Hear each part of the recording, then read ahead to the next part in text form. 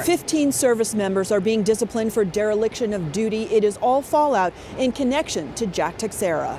A report by the Inspector General of the Air Force reveals what went wrong surrounding Jack Teixeira. The airman first class is awaiting trial, accused of leaking classified documents to a chat group online. He was an IT specialist with the 102nd Intelligence Wing at Otis Air Base, where the alleged leaks took place. Investigators found that unit members failed to report 4 incidents involving Teixeira to proper security officials.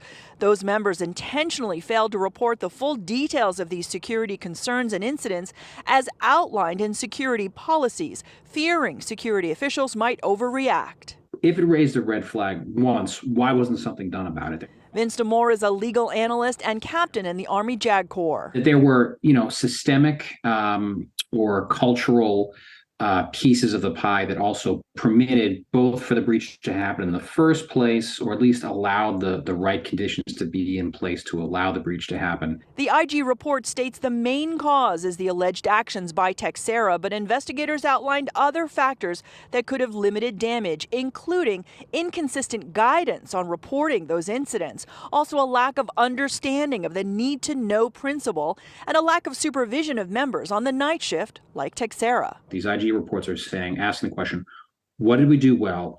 What can we do better?